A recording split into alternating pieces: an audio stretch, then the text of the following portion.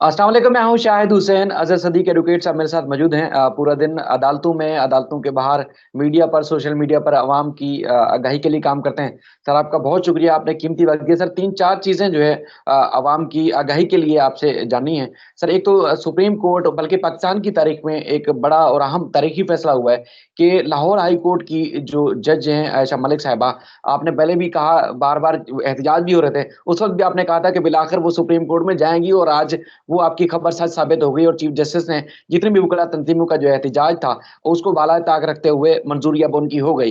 एक तो इस फैसले को आप कैसे देखते हैं? बाकी 2-4 चीज़ें और भी हैं, वो भी आपसे जाननी है। पहले आयशा मलिक साहब के जो सुप्रीम कोर्ट में तैनाती या नामज़दगी का जो फैसला है, उसको किस तरह देख रहे हैं सर आप?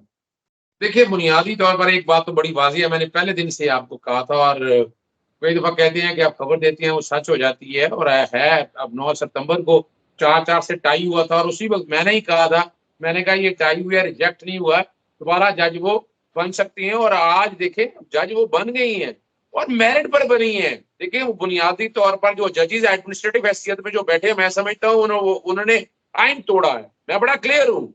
जस्टिस मकबूल बाकर साहब, जस्टिस काजी भाई, जस्टिस सरदार तारक मसूद साहब, कि देखिए आइन में लिखा ही कोई नहीं है। सीनियोरिटी का प्रिंसिपल पता नहीं ये कहाँ से निकाल रहे हैं। हमें तो अब तो कानून सीखना चाहते हैं ना उनके कॉन्टेक्स्ट के हवाले से। और पीएलडी 2002 सुप्रीम कोर्ट 939 बड़ी वाजह जजमेंट, अब तक 41 जजेस तैनात हो चुके हैं जिसमें सीनियोरिटी का प्रिंसिपल, यानी या तो होता है ना, आइन है पाकिस्तान 1973 लिख देता कि द मोस्ट सीनियर, यानी लफ्ज अगर इस्तेमाल कर देते कि मोस्ट सीनियर का लफ्ज अगर आ जाता तो बात खत्म हो जानी थी। जैसे अगर आप देखें एक्टिंग चीफ जस्टिस का अगर प्रोविजन आप देख लें 180, अगर आप सिंपल सी बात अगर आप उठाकर देख लें या सुप्रीम कोर्ट 177 के बाद जब एक्टिंग चीफ जस्टिस अगर आप अपॉइंट करना है तो 181 है। 181 आर्टिकल के अंदर लिखा हुआ है कि जो मोस्ट सीनियर होगा ना वो चीफ जस्टिस होगा। चीफ जस्टिस के हवाले से जो बात है, लेकिन जजेस और दूसरी जो है ना, आम शायद गलत कर जाते हैं कि ये प्रमोशन है, ये प्रमोशन नहीं है। शाही साहब, ये बड़ा जरूरी समझना है। हाईकोर्ट का जज तैनात होता है आर्टिकल 193 के तहत और उसमें है आपकी 45 साल एज हो। यहाँ सुप्रीम कोर्ट के लिए एज कोई मुकर्रर नहीं है, 45 साल हो और आप बासियत वकील 10 साल का तजर्बा रखते हो, ठीक है, या सेशन जज के तौर पर हूँ आप। अब सुप्रीम कोर्ट 177 में दो बातें हैं, 15 साल की वकालत, उम्र का कोई नहीं है, 15 साल का तजर्बा आपका हो और मिसाल के तौर पर मैं 20 साल में वकील बन जाता हूँ, 15-35 साल की उम्र में सुप्रीम कोर्ट का जज बन सकता हूँ, आइन ने इजाजत दी है इस बात की। और 5 साल बतौर आप परमानेंट जज रहे हो हाई कोर्ट के, तो यहाँ वो लिख देते द मोस्ट सीनियर जज of the high court should be appointed as, यानी 5 year experience, and most senior जज of the supreme court should be appointed as जज ऑफ द सुप्रीम कोर्ट। ऐसा तो कोई नहीं है। और यहाँ जो है आपको पता है वो वकार सेठ साहब, जस्टिस वकार सेठ, जो पेशावर हाई कोर्ट के जज, उन्हें बड़ा शौक था, उन्हें बड़ा जज शौक था सुप्रीम कोर्ट का जज बनने का। वो कभी खत लिखते थे, आपको पता खातों किताबें लिखने की एक तरह के लोगों की बड़ी आदत है। यहाँ हमारे यहाँ सरीना ईसा वो लिखते हैं, लोग उसको कहते हैं खतों वाली सरकार। इस तरह और एक जज साहब भी खत बड़े लिखते हैं, वो भी खत लिखा करते थे बड़े, और उसके बाद पिटीशन भी दायर की थी, उन्हें बड़ा शौक था। और बड़ा यानी ऐसा आदमी जिसको इतना शौक था सुप्रीम कोर्ट का जज बनने का, तो इस्तीफा दे देना चाहिए था असूली तौर पर कि आप मेरिट पे आए, मेरिट पर आकर बात करें। यहाँ मैं बड़ा क्लियर हूँ। और यहाँ देखें जस्टिस मकबूल बाकर साहब, जस्टिस काजी फायजी साहब, जस्टिस सरदार तारक मसूद और अपना जी अख्तर अख्तर हुसैन हुसैन, साहब। और ये सारे वही लोग हैं। पाकिस्तान बार काउंसिल में सियासी एजेंडा एक चल रहा है, सियासी एजेंडा एक चल रहा है, जो बार काउंसिल जो हमारे तौर पर लेकर चल रही है, वो सियासी एजेंडा लेकर चल रही है। और आपको पता है इसमें सिंध हाई कोर्ट बहुत ज्यादा है, वो जैसे साकिब निसार के कमीशन बनाने के हवाले से वहां भी आगे आ जाएंगे, जस्टिस काजी फाइजा के केस में जाना वहां भी आगे आ जाएंगे। तो हमारी बार काउंसिल जो है ना, एक सियासी एजेंडा, सियासी हुकूमतों का परसू कर रही है और आइन और कानून तोड़ रही है। इनकी आज हड़ताल सिर्फ सिंध में जबरदस्ती बदमाशी से हड़ताल होगी है, ना लाहौर में हुई, ना इस्लामाबाद में हुई, किसी जगह हड़ताल कहीं नजर नहीं आई है। ये आपके सामने बार कौम को मुबारक मैं देता हूँ। सर, कोशिश थी कि यहाँ chief justice Sindh high court जो अहमद अली शेख हैं, उनको एलिवेट किया जाए जस्टिस आयशा मलिक की जो है वो जगह पर। तो आज की आपको पता है कि हाँ, मैंने सुबह भी खबर दी थी कि तालेबंदी की गई, साइलिन को काफी मुश्किलात का सामना हुआ, अदालतों में दाखिल नहीं होने दिया गया। तो क्या वकला आइंदा भी इस तरह का एहतजाज कर सकते हैं? चूंकि मोहम्मद अली मजहर साहब के दौर में भी जब उनको एलिवेट किया जा रहा था, उस वक्त भी इसी तरह के एहतजाज देखने में आए थे। अब जब नोटिफिकेशन जारी होगा, क्या मजीद सख्त रद्द अमल देख रहे हैं आप क्या? देखिए यहाँ तो chief justice Sindh high court की कमजोरी है कि वकील यानी हमारे यहाँ देखिए हमारे यहाँ हड़ताल करने की कोशिश की तो हमने मना कर दिया कि भाई जिसने अदालतों में पेश नहीं हो वो ना पेश हो। आप जबरदस्ती कैसे रोक सकते हैं साहिल को? आप तो अगर देखा जाए आपने तो बुनियादी तौर पर अगर बार काउंसिल एक्ट का आपको तो आसानी फराहम करनी है। आर्टिकल 9 राइट टू लाइफ में आपका राइट टू जस्टिस भी है। आपको तो इंसाफ फराहम करने में आसानियां फराहम करनी है और ये सियासी एजेंडा है। और दूसरी देखें बार काउंसिल या बार एसोसिएशन क्या अदालतें बन गई है? इनका काम है इंटरप्रिटेशन करना है। इंटरप्रिटेशन तो सुप्रीम कोर्ट अदालत हाई कोर्ट ने करना है और सुप्रीम कोर्ट इसकी इंटरप्रिटेशन बड़ा वाज़ेह तौर पर कर चुकी है। इसमें कोई इबहाम नहीं है। और मैं समझता हूँ यहाँ जस्टिस अहमद अली शेख साहब चीफ जस्टिस साहब की कमजोरी है कि इस तरह अगर दरवाजे बंद कर दिए और अदालतों में पेश ना होने दे, उन्हें इस बारे में बड़ा सख्त एक्शन लेना चाहिए। सर, 2 प्रेस कॉन्फ्रेंसें आज हुई, बड़ी-बड़ी प्रेस कॉन्फ्रेंसें। एक तो मरियम नवाज़ साहिबा की और बिलावल भुट्टो साहब की, जिसमें बिलावल भुट्टो ने तो 27 यानी कि फरवरी से मदार-ए-क़ैद से मार्च का ऐलान किया है, जो इस्लामाबाद की तरफ जाएगा हुकूमत के खिलाफ। उनका मुतालबा है कि इमरान खान साहब को इस्तीफ़ा देना चाहिए। दूसरा मरियम नवाज़ साहिबा की कि एक ढिठाई आज भी आपने देखी होगी कि उन्होंने उल्टा खुद से माज़रत करने का एक मुतालबा किया है कि उनकी जो कॉल थी उसको किसने टेप किया, वो उनसे पहले माफ़ी माँगे। लेकिन सहाफ़ियों को उन्होंने कुत्ता कह दिया तो उस पर वो उन या उनकी जमात माफी नहीं मांगेगी। इन दोनों प्रेस कॉन्फ्रेंस और इनका मुस्तकबिल क्या देख रहे हैं सर आइंदा? देखिए जहां तक तो ना जी बिलावल भुट्टो का है, वो असल में इलेक्शन ईयर शुरू हो चुका है। वो इलेक्शन खेलना चाहते हैं, इलेक्शन लड़ना चाहते हैं और उसके लिए उन्होंने शुरू कर दिया है ताकि अपने अपने वोटर और उनको अपना ना इकट्ठा रख सकें। और उसी के लिए इस तरह यानी अगर देखा जाए महंगाई वगैरह ये सारा ये सूबाई सब्जेक्ट है। सूबाई सब्जेक्ट का जवाब देना चाहें तो मुराद अली शाह साहब बता दें आकर क्या काम किया उन्होंने। यानी सारा सूबाई सब्जेक्ट है ना, बाकी सब्जेक्ट तो है ही नहीं महंगाई के हवाले से।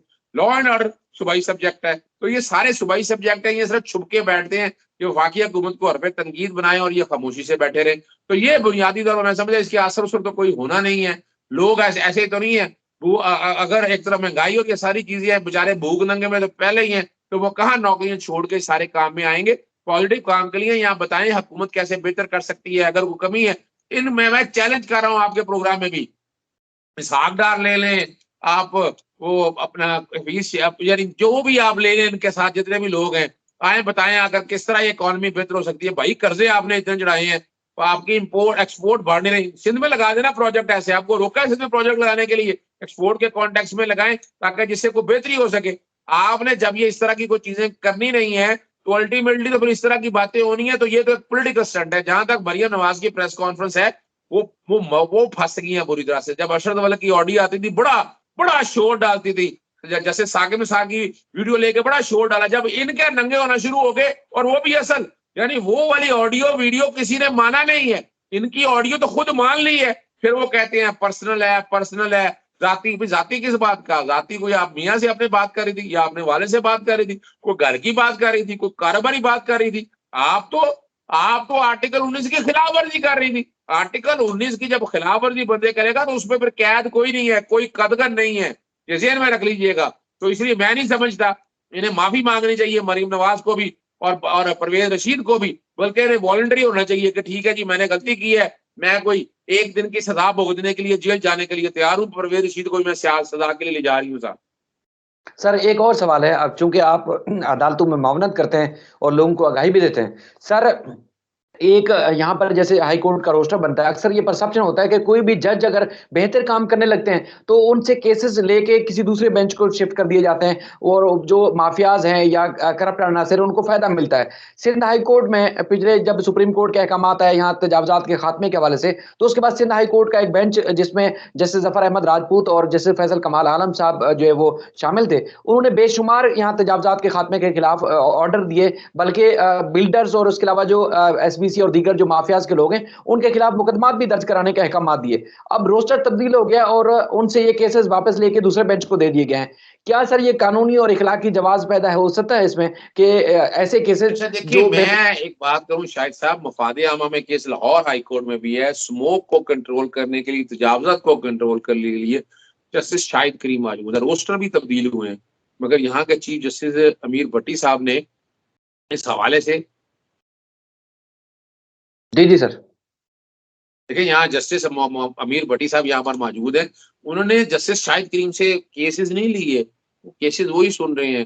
रोस्टर उन्हीं का ही है, उन्हीं बैठे हैं। मैं नहीं समझता कि जनाब यहाँ पर जस्टिस अहमद अली शेख साहब या तो हो ना कि उनको आपने किसी और जगह भेज दिया हो, वैसे यहाँ भी भेजा जा सकता था, ट्रांसफर की जा सकती थी बेंचों के अंदर, लेकिन जैसे शायद टीम को नहीं किया उन्होंने। तो यहाँ भी मैं नहीं समझता कि उनसे रोस्टर ये लेना चाहिए था। बड़ा अच्छा काम कर रहे थे, पब्लिक इंटरेस्ट को देख रहे थे। तो इसमें कोई इख्तियार नहीं कि बेंच बनाने का इख्तियार जो है वो चीफ जस्टिस के पास है, लेकिन चीफ जस्टिस को इन मामला को तो मद्देनजर रखना चाहिए ना। अब ये इंप्रेशन ये आए और यानी बड़ा अच्छी ड्राइव हो रही थी और ये इंप्रेशन आए, इंप्रेशन खासतौर पर इस तरह आए कि जस्टिस अहमद अली शेख साहब के बारे में है कि ये सुप्रीम कोर्ट ये भी जाना चाहते थे, सुप्रीम कोर्ट नहीं जा सके। तो ये भी एक उनके लिए है। मैं फ्रस्ट्रेशन का लफ्ज तो नहीं ऐड करूंगा, मैं सिर्फ जनरलाइज बात करूंगा इस कॉन्टेक्स्ट में कि ये उन्हें बिल्कुल नहीं करना चाहिए था।